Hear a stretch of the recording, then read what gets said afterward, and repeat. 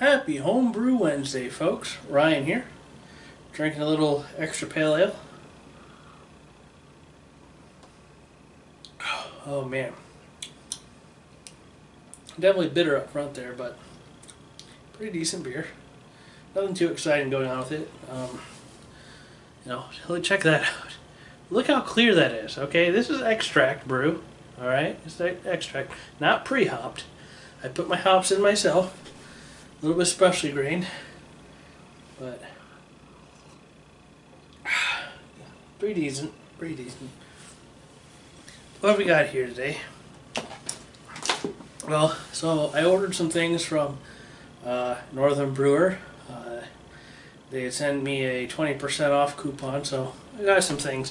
So I'm going to be ready to brew through April, I think. But that's okay. Let's see, what's the first thing we got? Got the a new bottle capper. You know, this was on sale too. It was $5, which I thought, you know, it'd be good to have one of these because every time I use mine, I feel like, oh man, it's about to break. It's gonna break on me. I'm gonna be so screwed if I have this whole thing of beer and I can't bottle all of it. I don't even know what I would do. And I hate to pour it all down the drain. One thing I'd like to point out, this $5 one. Me and my pals were talking. Yeah, we're talking about how we didn't have issues bottling those stumpy bottles like Sierra Nevada uses or Summit and Millstream. They use these smaller bottles, and I love those bottles. And we were talking about how, well, at least a couple of us agreed that when we had our red cappers, like this, I guess, that we didn't have problems capping it, but other cappers did. Now, I'll point out that this is not the same red capper that Northern Brewer always sent out. Alright, this is the, well, one of the originals, I guess. This is the first one I ever got. This is the one I've always used. But this is the new one. They look similar, but they are different. And a little bit. I mean, the handles are different. I don't know what else is different. This one has a little logo on it. I don't know if you can see that. But this one really has a different logo, so I'm suspicious that they're different cappers. This has a recycling logo on it, but I assume, I mean, they seem to look the same when you look at them. You know, the same bell. I don't know why a different capper would cap differently. The bells should pretty much be the same on them, and to me they look kind of the same. I don't know. So, but, well, actually the bell on this one does look different from the outside. I don't know how well this one works. I just want to point out it's not the same one if that's what you're looking for. So, there's that. You know, it's kind of a dumb thing to bring up as cappers. Nobody ever talks about cappers. Except if they got a bench capper, then they're talking about how awesome they are. Alright, so I ordered a couple other things. Besides bottle cappers, or a bottle capper. Oh, excuse me. I got a couple kits. I've probably mentioned these kits before. I do them every year. The first one is a little brown ale from Northern Brewer. I'd say it's their flagship brown ale because I do try to put it in with the starter kits. If you ever bought those, bought that. It's their Caribou Slobber Brown Extract. I'll show what's inside. What the heck, right? I really don't know if I've ever shown what's inside before. I want to say I have, but I don't know. And we have some grains. I don't remember what the grains all are. I'm sure the instructions in here say. Yeah, some Goldings, Willamette, Liberty hops, a pound of sparkling amber dry malt extract. It's 10 liver bond. Of course, our bag, and then 6 pounds of amber liquid malt extract. I think this is a great kit to start off with if you've never done a kit before, just because it has, you know, you get multiple hop additions, you get dry and liquid extract to deal with. And if you're not careful, you'll have a good boil over. That happened my first time. But I had a really small pot, $12 pot from Walmart. I wouldn't even. I need an extra gallon on there. That made a big difference. But let's see. The Golding's going at 60, Liberty at 45, Boil the Med at 15. The grains are quarter pound of caramel 80, quarter pound of pale chocolate, and 0.125 pounds of black malt. For some reason, I remember it being more grain, but that must be it. I don't know why I think that. I'm remembering wrong probably. So there's that.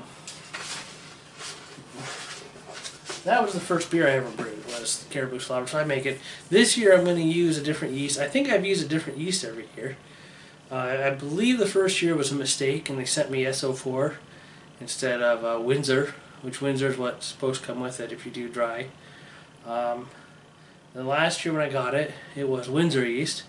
And that, oh man, I couldn't pour the beer out of the bottle. It just all foam.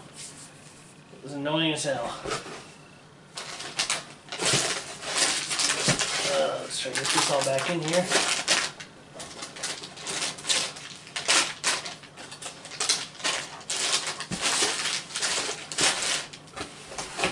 So this year I went with, let's see, I got it right here actually.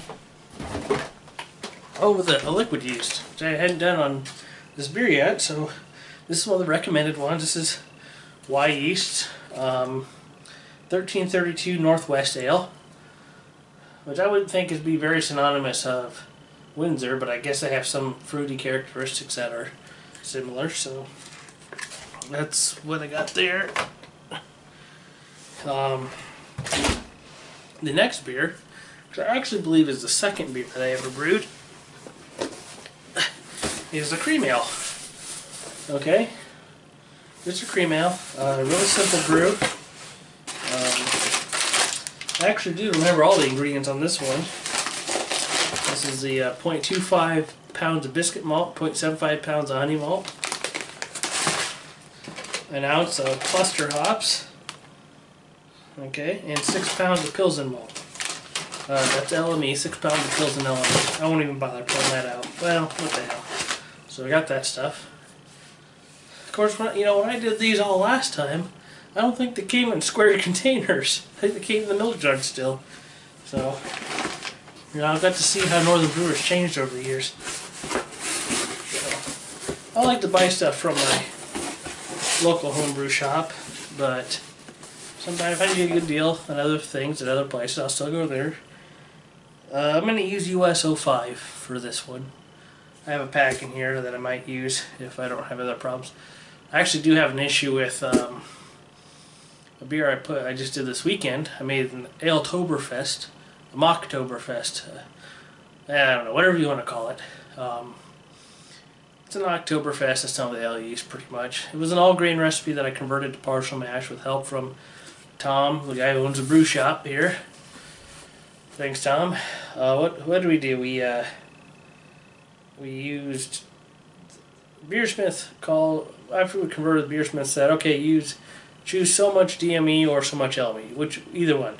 We decided, okay, well, let's just go with a can of LME and then figure out the DME. That'd be the easiest way to dish this out. And so it was like, all right, whatever. We'll do a 3.3 pound can of pale LME and 2 pounds of light DME. And then there's like 1.25 pounds of Munich malt. I think it's like, I don't know if 1.25 exactly, it's in that range. And like 1.25 pounds of Vienna malt, another 1.25 pounds of Munich 20, which I believe is sometimes called dark Munich. It's actually, Munich 20 is darker than the dark Munich I saw on Northern Brewer site. And then some Cara Munich, and I don't know how much of that was in there. And I don't have those ingredients exact. If you want the recipe, I'll put it up on Beersmith and just comment below and I'll post a link or something. I'm probably going to forget to put it in the description. So I did that, and I've got, I supposed to use a German ale yeast, but they didn't have German ale yeast, so we substituted with California ale yeast, White Labs 01. I tried to make a starter. It just doesn't seem to take off. There's some bubbles. It just didn't seem like it was taking off at all. I pitched it. I had a little bit of action in there Monday, but by Tuesday afternoon, it was done. So I don't know if it just didn't ferment out all the way. So I'll probably throw some USO5 in there. If I'm going to take gravity reading in a couple days to see what's going on. Hell, I may do it tomorrow if I'm motivated enough. Recipe also called for, the all grain version called for an ounce of tradition hops. Brew Shop didn't have that. So Northern Brewer hops, they're still German Northern Brewer. They had about the same alpha acid. So, you know, if you're using a bittering hop, you're not getting much flavor out of that. You're just going for bitterness. And then it wanted an ounce of Aletober at 15 minutes. Well, Beersmith had calculated this with like 4.8% alpha acid to get to the IBUs of the all grain recipe. And the Brew Shop had 2.7%. And I didn't actually see the paper, so I bought the 2.7. And then I got home and I was just plugging things in going, oh, this doesn't add up. Oh crap, 2.7%. So I went and got another one. So I used 2 ounces of the Hallertau at the 15-minute mark. Also, the extract. I swapped out the pale liquid extract because he had Munich liquid extract. So let's do the Munich. We'll put Munich in here. So that's what we did. Did a whole video on it. I haven't posted the video. I haven't even edited it. It's still on this camera right here. So when I get a chance, I'll get that uploaded. Hopefully that'll be up for next week's Homebrew Wednesday. What else? Oh, when I was doing the video, because I got every aspect of this video, right? Every step almost. And forgot to record the part where the extract was imported. So that'll be missing from the video, and I'll be hopefully remember to mention it in the video.